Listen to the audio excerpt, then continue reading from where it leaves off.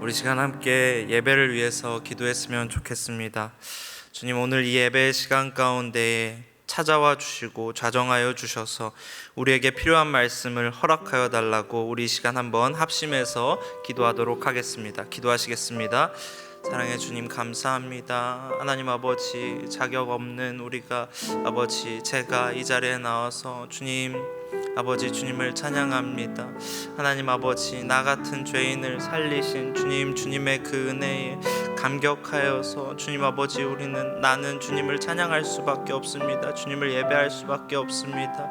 하나님 아버지, 이 감격이 하나님 우리의 삶에서 오늘 이 예배 가운데 아버지 끊이지 않게 하여 주시옵소서. 주님 기억하게 하시고 날마다 주님께 하나님 아버지 우리의 사랑을 고백할 수 있는 자들이 되게 하여 주시옵소서.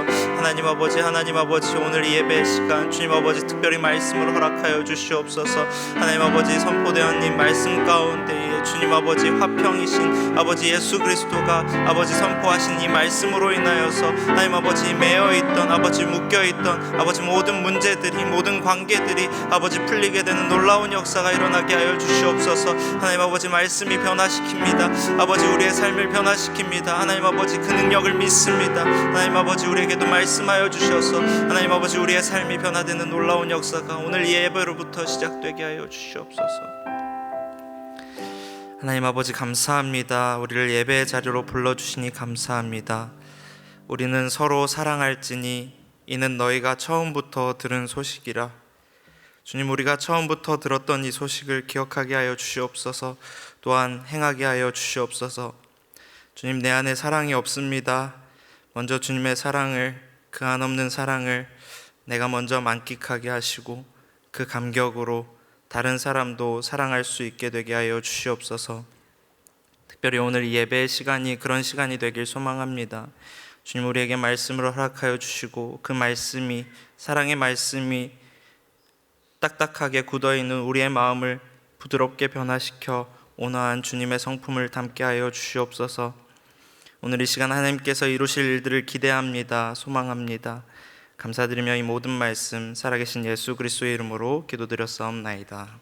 아멘. 이번 주 암송 말씀은 민수기 6장 24절과 25절 말씀입니다.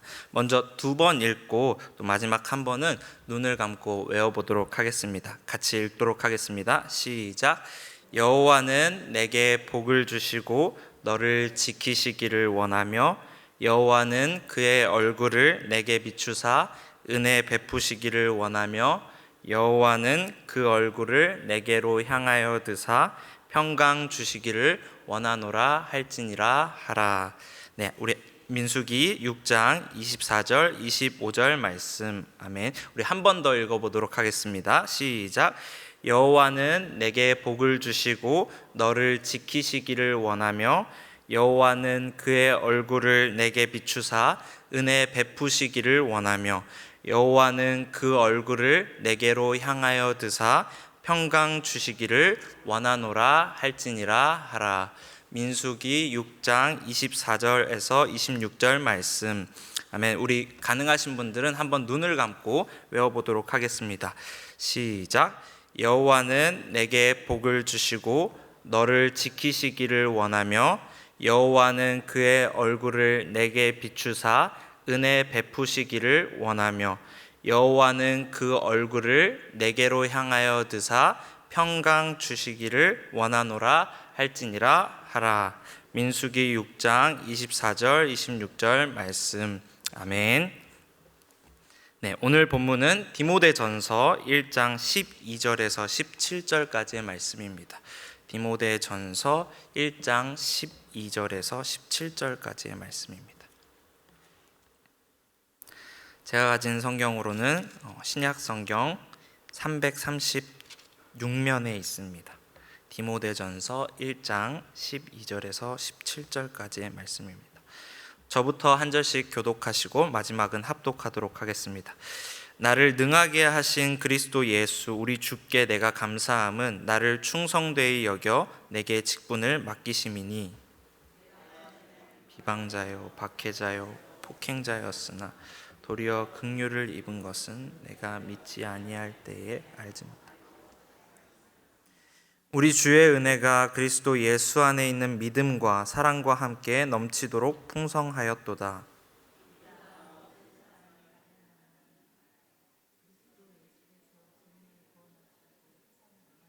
하셨도다 하였도다. 죄인 중에 내가 괴순이라. 그러나 내가 긍휼을 입은 까닭은 예수 그리스도께서 내게 먼저 일체 오래 참으심을 보이사 후에 주를 믿어 영생 얻는 자들에게 본이 되게 하려 하심이라. 같이 읽겠습니다. 영원하신 왕 곧 썩지 아니하고 보이지 아니하고 홀로 하나이신 하나님께 존귀와 영광이 영원 무궁하도록 있을지어다. 아멘. 아멘. 네. 그러면 오늘 본문 12절을 보시면 오늘 본문은 예수님에 대한 바울의 감사로 시작이 됩니다. 지금 무엇 때문에 감사하고 있습니까? 내게 직분을 맡기심이니. 네, 바울은 자신을 사도로 세우시고 불러주신 이 하나님의 일을 맡겨주신 예수님께 감사하고 있는 것입니다.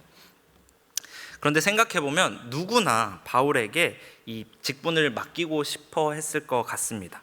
그는 가지고 있는 패가 정말 많은 사람이었기 때문인데요. 이스라엘 초대 왕인 사울과 같은 베냐민 지파 출신 사람이고요. 또 난지 8일 만에 할례를 받은 정통 유대인입니다. 그리고 우리한테는 거의 악당처럼 여겨지지만 그 당시 유대 사회에서는 굉장히 존경을 받던 바리새파였고 또 예루살렘으로 유학을 가서 당대 최고의 학자라고 불리었던 가말리엘이라고 하는 사람에게 수학한 아주 초엘리트였습니다. 이런 것들을 고려하면 바울에게 직분을 맡기는 것이, 어떤 일을 맡기는 것이 굉장히 당연한 것처럼 보입니다. 그러나 예수님께서는 그가 가진 것들, 그 많은 것들 때문에 직분을 맡기신 것이 아닙니다. 무엇 때문입니까? 나를 충성되이 여겨. 네, 바울을 충성되이 여기신 것입니다. 여러분, 우리가 2주 전, 조금 오래됐죠? 2주 전 금요 기도회 때 말씀이 혹시 기억이 나실지 모르겠는데요. 제목이 충성이었습니다. 충성. 이 충성을 의미하는 헬라어 피스토스에 관해서 이야기를 했었는데 이 단어는 믿음과 관련이 있다라고 했습니다. 오늘 본문에서도 마찬가지로 이 여기 충성되이 여겨라고 하는 이 단어가 피스토스가 사용이 되었습니다. 그러니까 예수님께서는 바울을 믿어주셔서 사도라는 직분을 맡기셨다라는 것입니다. 그런데 여러분 13절을 한번 보십시오. 바울이 어떤 사람이었습니까? 우리가 아는 것처럼 그는 아주 유명한 비방자요, 박해자요, 폭행자였습니다. 사도행전 8장 3절 사울이 교회를 잔멸할세 각 집에 들어가 남녀를 끌어다가 옥에 넘기니라. 22장 4절 내가 이 돌을 박해하여 사람을 죽이기까지 하고 남녀를 결박하여 옥에 넘겼노니. 26장 11절 또 모든 회당에서 여러 번 형벌하여 강제로 모독하는 말을 하게 하고 그들에 대하여 심히 격분하여 외국 성에까지 가서 박해하였고. 엄청 많습니다. 이런 바울의 악행이 많다라는 것이죠. 이처럼 그는 예수님을 따르는 사람들을 아주 잔인하고 또 집요하게 핍박하였습니다. 그래서 비록 예수님을 만나기 전의 일이지만 자신이 얼마나 끔찍한 일들을 저질렀는지 알기 때문에 15절을 보면 스스로를 죄인 중에 괴수라고 하고 있는 것입니다. 많고 많은 죄인들이 있는데 그 중에서도 더 나쁜, 더 악한 죄인이다라고 고백하고 있는 것이죠.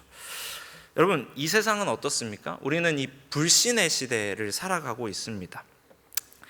물론 충성을 잘 하지도 않지만 누군가가 충성을 한다고 해서 쉽게 믿어주지 않는다라는 것이죠. 이 사람에게 어떤 꿍꿍이가 있어서 나에게 충성을 하고 있는 것은 아닐까? 의심부터 하는 것입니다. 이 시대는 믿을 만한 사람을 믿습니다. 믿을 만한 능력이 있거나 믿을 만한 성과를 보여준다거나 해야지, 다시 말해 결과로 증명을 해야지, 그렇지 않고서는 쉽게 믿어주지 않는다라는 것이죠.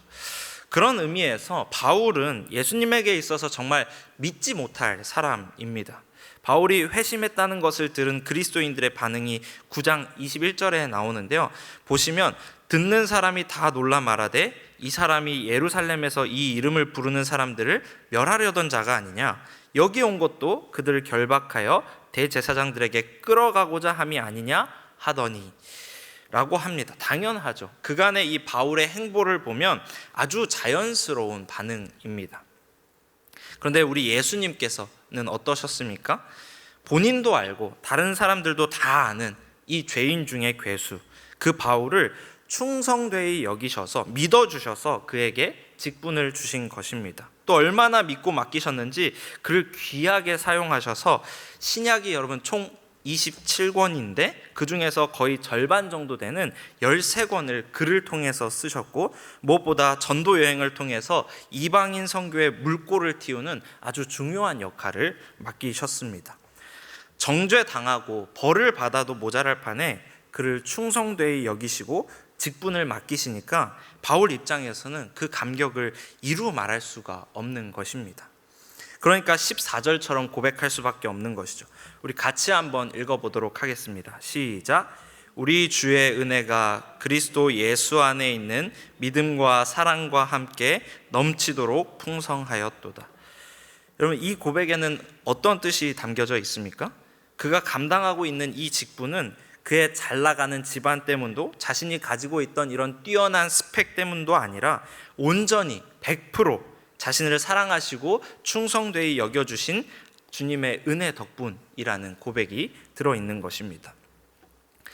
여러분, 혹시 신앙생활을 하면서 그런 생각이 들 때가 종종 있지 않으십니까? 내가 정말 예수님 믿는 사람이라고 해도 되나? 내가 집사고 권사고 장로인데, 내가 목사인데 정말 이래도 되나? 이런 생각이 들 때가 있는 것 같습니다. 주로 언제 그런 생각이 많이 들까요? 이 괴리감이 느껴질 때 그런 것 같습니다. 직장이나 가정에서의 내 모습이 교회에서의 내 모습과 너무 다를 때 그런 것이죠. 예를 들어서 이런 것입니다. 교회에서는 이 청년들을 만나게 되면 사랑의 눈으로 바라봐주고 격려해주고 위로해줍니다. 밥도 사주고 이것저것 잘 챙겨줍니다. 그런데 직장에 가면 젊은 후배 사원들한테는 냉정하게, 또 엄격하게, 깐깐하게 대하는 것입니다. 그런 자신의 모습을 발견했을 때 나는 정말 예수님 믿을 자격이 없다라는 생각이 들기도 한다라는 것이죠. 조금 다른 경우이지만 저도 그런 생각이 들 때가 있습니다. 저 같은 경우에는 이렇게 오늘처럼 강단에 서서 이렇게 설교를 했는데 저부터도 그 말씀대로 살지 못할 때 이렇게 부족한 사람이 목회자로서 이렇게 자격이 있을까, 그리스도인으로서 자격이 있을까라는 생각이 많이 드는 것 같습니다. 그런데 맞습니다. 우리 모두는 그리스도인으로서의 자격을 갖출 능력이 없습니다. 아무리 노력한다고 하더라도 그 누구도 나에게 그런 자격이 있다라는 것을 증명할 수가 없다라는 것이죠. 그러나 그럼에도 우리가 그리스도인이다라고 할 수 있는 이유는 마땅한 자격을 갖추어서가 아니라 앞에서 말한 것처럼 예수님의 은혜가 우리에게 있기 때문이라는 것입니다. 여러분, 이 신앙의 고백이 우리 안에 진실되게 있기를 소망합니다. 이 고백이 없으면 우리는 예수님의 은혜를 누릴 수도 없고, 그러면 무늬만 그리스도인으로 살아갈 수밖에 없다라는 것이죠. 20년, 30년 교회 다녔어도 마음에 감격이 없습니다. 감동이 없습니다. 말씀을 들어도 그냥 똑같은 거예요. 마음이 딱딱하게 굳어져 있는 것입니다. 당연한 것입니다. 내 능력의 울타리 밖의 일들을 경험해 본 적이 없기 때문에 그렇습니다. 그러면서 겉으로 드러나게든지 아니면 속으로 생각하든지 스스로가 그 자격을 따냈다고 생각을 하는 것입니다. 그리고는 다른 사람들의 믿음을 작은 것으로 여기고 치부하는 것이죠. 이렇게 한번 예를 들어서 상상을 해볼 수 있을 것 같습니다. 여러분, 마태복음 14장을 보시면 예수님께서 물 위를 걸어오시면서 베드로에게 이렇게 오라라고 말씀을 하시는 장면이 나옵니다.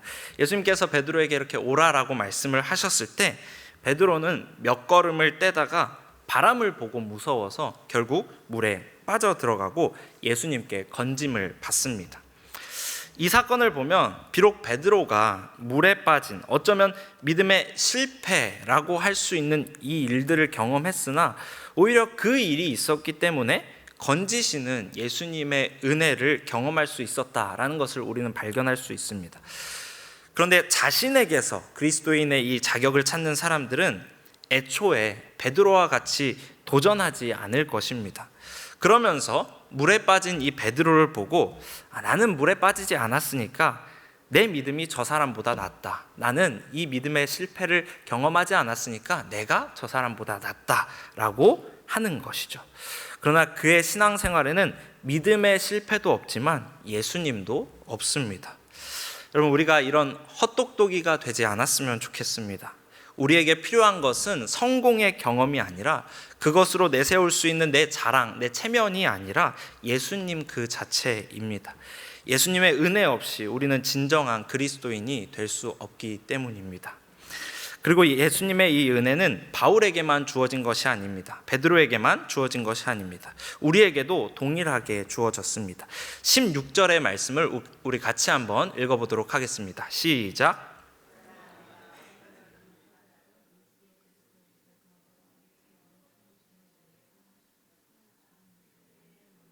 영생 얻는 자들에게 본이 되게 하려 하심이라. 아멘. 예수님께서는 바울이라는 이 사람을 통해서 주를 믿어 영생 얻는 모든 자들, 그러니까 우리들에게 보여주신 것입니다. 어떤 걸 보여주셨습니까? 너희가 아무리 자격이 없어도 괜찮아. 심지어 나를 핍박했던 저 바울도 나는 충성되이 여기고 존귀하게 사용한단다.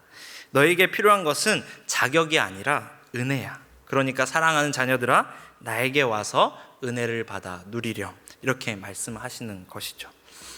여러분, 자격이 없는 것처럼 느껴져서 하나님을 사랑한다 이렇게 선뜻 고백하기가 두려우십니까? 아니면 스스로의 모습을 잘 알기 때문에 믿음의 걸음을 떼기가 걱정이십니까? 여러분, 걱정하지 않아도 괜찮습니다. 처음부터 우리에게 어떤 자격이 있어서 하나님의 자녀로 부르심을 받은 것이 아니라 온전히 하나님의 은혜로 자녀가 되었기 때문입니다. 그리고 신실하신 하나님께서는 이 약속을 바꾸거나 폐하시지 않으시고 영원히 지키십니다. 빌립보서 1장 6절의 말씀입니다. 너희 안에서 착한 일을 시작하신 이가 그리스도 예수의 날까지 이루실 줄을 우리는 확신하노라. 그렇습니다. 우리를 하나님의 자녀로 불러주신 것도 또 마지막 날까지 그렇게 이루어 가실 분도 예수님이십니다. 여러분, 이 사실을 정말 믿고 받아들이는 사람은 오늘 본문 14절 우리 주의 은혜가 그리스도 예수 안에 있는 믿음과 사랑과 함께 넘치도록 풍성하였도다고 하는 이 바울의 고백이 우리의 믿음의 고백이 됩니다. 그리고 이렇게 고백하는 사람에게는 두 가지 방향으로 분명한 변화가 일어나는데, 개인적으로는 회개와 순종이고 타인과의 관계에 있어서는 용서와 사랑입니다. 먼저 개인적인 변화에 대해서 이야기를 해보자면, 사람은 자신이 죄인이다 라는 사실을 깨달았을 때 여러 가지 반응을 보일 수 있는데 크게 세 부류로 나눌 수 있습니다. 첫 번째는 원래대로 사는 사람입니다. 이것과 관계없이, 안 것과 관계없이 원래대로 사는 것이죠. 이런 사람들은 하나님의 은혜가 있다라는 것을 모릅니다. 그리고 죄의 무게도 모릅니다. 그래서 크게 개의치 아니하면서 이미 더러워졌는데 이제 와서 뭐 어쩌겠냐 하면서 원래의 모습대로 사는 것입니다. 제가 교회 밖에서 만난 친구들에게 이렇게 전도를 하면 대부분 이런 반응을 보였습니다. 그리고 두 번째는 좌절하고 포기하는 사람입니다. 이 사람들은 자신의 죄를 하나님의 은혜보다 훨씬 더 큰 것으로 생각을 합니다. 그래서 어차피 해결받을 수 없을 거라는 생각 때문에 좌절하고 포기합니다. 저는 주위에서 이런 이유로 교회를 나오지 못하고 계신 분들을 덜어보았습니다. 그런데 세 번째가 바로 회개하고 순종하는 사람입니다. 디도서 2장 11절과 12절의 말씀을 보시면 이렇게 말씀하십니다. 모든 사람에게 구원을 주시는 하나님의 은혜가 나타나 우리를 양육하시되 경건하지 않은 것과 이 세상 정욕을 다 버리고 신중함과 의로움과 경건함으로 이 세상에 살고. 하나님의 은혜가 우리를 그렇게 만든다라는 것입니다. 자신의 죄가 얼마나 치명적인지 알지만 동시에 하나님의 은혜가 또 얼마나 큰지, 그 사랑이 얼마나 큰지도 분명하게 알게 되는 것입니다. 그래서 아무리 부끄럽고 또 수치스러운 죄라고 할지라도 하나님 앞에 가지고 나아가게 되는 것이죠. 그리고 그 문제를 해결받고 감사함으로 하나님의 말씀에 순종하며 살아가길 결단하는 것입니다. 내가 신중함과 의로움과 경건함으로 이 세상에서 살아가겠다라고 결단하게 되는 것이죠. 마치 예수님을 3번 부인한 베드로에게 예수님께서 찾아가셔서 네가 나를 사랑하느냐? 라고 물으시고 내 양을 먹이라 라고 하셨을 때 순교하기까지 말씀에 순종하는 자로 변화되었던 것처럼 하나님의 은혜를 경험하는 자에게는 그런 회개와 순종의 변화가 찾아온다라는 것입니다. 여러분, 한 가지 기억해야 할 점이 있습니다. 그것은 뭐냐면 자격을 얻기 위해 행하는 자나 은혜에 감격하여 순종하는 자나 겉으로 드러나는 모습은 같을 수 있다라는 것입니다. 그러나 순서가 중요합니다. 그러니까 말씀을 다 지켜서, 내가 이 말씀들을, 하나님께서 주신 이 말씀들을 다 지켜서 내가 한번 그 그리스도인이라는 자격을 따내보겠다, 증명해보겠다라는 것이 아니라 은혜로 우리가 그리스도인이 되었을 때 그 은혜에 감격하여서 말씀을 지키면서 살아가고자 하게 된다라는 것입니다. 그래서 예수님을 따르는 이 교회에서의 모습이 직장과 가정 어느 곳인지 자연스럽게 나타나게 된다라는 것입니다. 또 하나님의 은혜를 경험한 사람은 다른 사람의 잘못을 용서하고 사랑으로 품어줄 수 있습니다. 여러분, 어딜 가나 허물 없는 사람은 없습니다. 겉으로 잘 이렇게 드러나게 보이는 사람이 있고 또 잘 드러나지 않는 사람이 있을 뿐 모두가 다 허물이 있습니다. 우리는 이 사실을 부정할 수가 없습니다. 교회 안에서도 마찬가지죠. 저도 많이 있습니다. 이 세상 사는 동안에는 이 사실을 아예 바꿀 수는 없을 것입니다. 그러면 어떻게 해야 할까요? 개인적으로는 앞에서 말했던 것처럼 하나님의 은혜를 힘입어서 회개와 순종의 자리로 나아가는데 우리가 힘써야 하는데, 그와 동시에 다른 사람에 대해서는 어떤 시선으로 우리가 바라보느냐가 중요합니다. 우리에게는 2가지 시선이 있을 수 있습니다. 티끌과 대들보 시선입니다. 예수님의 산상수훈에 나오는 유명한 비유죠. 어찌하여 형제의 눈 속에 있는 티는 보고 내 눈 속에 있는 들보는 깨닫지 못하느냐라고 하시는데, 왜 눈 속에 라는 표현을 사용하셨을까, 이런 생각이 들게 됩니다. 저는 말씀을 묵상하다가 렌즈가 떠올랐습니다. 저는 렌즈를 잘 끼진 않지만 렌즈를 눈에 이렇게 넣게 되면 렌즈 자체가 눈에 보이지는 않지만 그 렌즈를 통해서 세상을 보게 되는 것입니다. 마찬가지로 이 대들보라는 렌즈를 끼면 실제로 대들보를 낀 건 난데 다른 사람의 죄가 대들보처럼 크게 보이게 되고, 반대로 티끌 렌즈를 껴면 다른 사람의 허물이 티끌처럼 작게 보이게 된다라는 것이죠. 여러분, 우리는 지금 대들보 렌즈를 끼고 있습니까? 아니면 티끌 렌즈를 끼고 있습니까? 다른 사람들을 볼 때 쉽게 판단하고 비판하고 분노하고 있지는 않습니까? 여러분, 벗어버려야 합니다. 대들보 렌즈를 벗고 티끌 렌즈로 우리가 갈아 끼워야 합니다. 그러기 위해서 하나님의 은혜가 필요한 것입니다. 하나님의 은혜를 경험한 사람만이 다른 사람의 이 죄와 허물을 티끌과 같이 작은 것으로 여기고 용서하고 사랑해 줄 수 있기 때문입니다. 여러분, 우리는 마태복음 18장에 나온 이 10,000달란트 탕감 받은 종의 비유를 잘 알고 있습니다. 이 비유는 이렇게 시작을 합니다. 그러므로 천국은 그 종들과 결산하려 하던 어떤 임금과 같으니 결산할 때에 10,000달란트 빚진 자 하나를 데려오매. 여러분, 당시 이 1달란트라고 하는 것은 노동자의 20년치 임금이라고 합니다. 그러면 10,000달란트라고 하면 20만 년 동안 한 푼도 안 쓰고 벌어야지 모을 수 있는 금액인 것이죠. 사실상 개인이 도저히 모을 수 없는 금액을 의미합니다. 우리가 하나님께 받은 은혜가 그러하다라는 것입니다. 살아가면서 하나님께서 허락하시는 수많은 은혜들이 있지만 우리가 그 은혜들을 누리면서 살아가지만 그런 것들을 다 제외하고서라도 구원의 은혜만 놓고 봐도 그렇다라는 것입니다. 우리는 사망이라는 죄의 삭을 탕감받은 자들입니다. 그리고 우리에게 무한한 그 은혜를 허락하신 그분께서는 우리가 선하신 그분을 닮길 소망하십니다. 사랑이신 그분을 닮길 원하신다라는 것이죠. 그래서 내가 너를 불쌍히 여김과 같이 너도 내 동료를 불쌍히 여김이 마땅하지 아니하냐라고 말씀을 하시는 것이죠. 오늘 본문 16절도 예수 그리스도께서 내게 먼저 일체 오래 참으심을 보이셨다라고 말씀하십니다. 일체, 그러니까 모든 것을 오래 참으셨다라는 것입니다. 그렇기 때문에 우리가 먼저 받은 이 모든 것을 참아주시는 그 무한한 은혜를 기억하며 티끌의 렌즈를 끼고 사랑과 용서의 눈으로 다른 사람을 바라보아야 한다라는 것입니다. 내 기준에서의 용서와 사랑이 아닙니다. 7번씩 70번 용서하라고 하신, 또 모든 것을 일체를 참아주신 예수님의 용서와 사랑을 우리가 닮아가게 되길 소망합니다. 말씀을 마무리하겠습니다. 여러분, 우리에게 허락하신 이 하나님의 은혜를, 그 약속의 말씀을 의심하지 않았으면 좋겠습니다. 자신한테서 구원의 이유를 찾으려고 하면 우리는 계속해서 스스로에게 실망할 뿐입니다. 하나님께 소망을 둘 때 우리는 진정한 은혜를 누릴 수 있습니다. 또 그 은혜를 누리는 사람들은 이제 그 은혜에, 복음에 합당한 자로 살아가려고 노력하게 됩니다.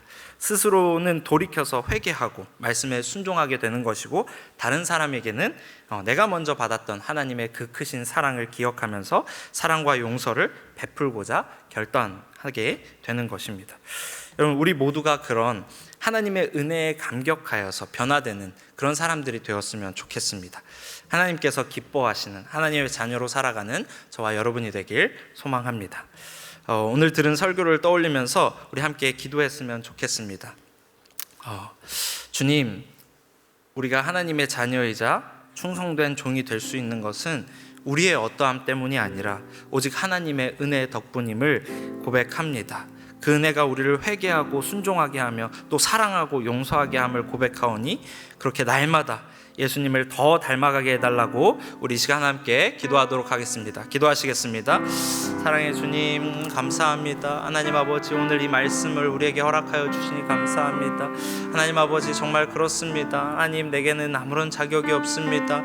하나님 아버지, 주님 앞에 하나님 아버지 나아갈 수 있는 자격이 없습니다. 그리스도인이라 불릴 자격이 없습니다. 주님 아버지, 그러나 내가 그리스도인이라 할 수 있는 것은 내게 어떤 자격이 있어서가 아니라 하나님 아버지, 온전히 주님 아버지 그렇게 불러주신 아버지 하나님의 은혜에 있음을 고백합니다. 그렇기 때문에 그 은혜를 더욱 붙잡습니다. 주님 아버지, 하나님, 그 은혜가 없이 살아갈 수가 없습니다. 하나님 아버지, 그 은혜에 감사합니다. 감격합니다. 하나님 아버지, 그렇기 때문에 이제는 이렇게 살아갈 수 없습니다. 하나님, 내게 무한하신 사랑과 은혜를 허락하신 그 주님을 기억하면서 하나님 아버지, 내가 이제는 하나님, 내가 사랑하는 그 하나님의 그 말씀에 순종하길 원합니다. 아버지, 내가 돌이켜 회개하길 원합니다. 하나님께서 미워하시는 그 죄와 멀어지길 원합니다. 주님 아버지, 그래서 주님과 더욱 가까워지길 원합니다. 하나님께서 내게 먼저 주님 아버지 크신 사랑을, 아버지 무한한 그 용서를 아버지 허락하셨사오니, 하나님 아버지, 내게 비록 주님 아버지 다른 형제들의 하나님 아버지 그 허물이 보인다고 할지라도 하나님 아버지 그 티끌의 렌즈를 허락하셔서 주님 아버지 작게 보이게 하시고 하나님 아버지 사랑하고 용서할 수 있는 자가 되게 하여 주시옵소서. 날마다 주님의 은혜를 붙잡고 나아갈 때에 하나님 아버지, 나는 깨닫지 못하지만 주님 아버지 그리스도의 향기를 조금씩 풍기며 주님을 닮아가는 주님 아버지, 주님의 하나님 아버지 하나님의 그 자녀들이 될 수 있도록 주여 도와주시옵소서. 사랑이 많으신 하나님 아버지, 감사합니다. 우리는 스스로를 돌아볼 때 자격 없는 모습에 실망할 때가 많이 있습니다. 이런 내가 그리스도인이라고 하나님의 자녀라고 할 수 있는지 걱정이 됩니다. 그러나 주님, 내가 하나님의 자녀가 된 것이 아니라 하나님께서 나를 하나님의 자녀로 불러주셨음을 기억합니다. 나의 자격 없음이 아니라 하나님의 은혜에 집중할 수 있는 우리가 되게 하여 주시옵소서. 그래서 그 은혜를 허락하신 주님께 감사하는 마음으로 주님을 의지하여 맡기신 사명을 잘 감당할 수 있는 자들이 되게 하여 주시고, 또 회개와 순종을, 또 사랑과 용서를 결단하여 날마다 주님을 더 닮아가는 자들이 되게 하여 주시옵소서. 그렇게 우리를 마지막 날까지, 예수 그리스도의 날까지 아름답게 빚어가실 우리 주님께 감사드리며 이 모든 말씀 살아계신 예수님의 이름으로 기도드렸사옵나이다. 아멘.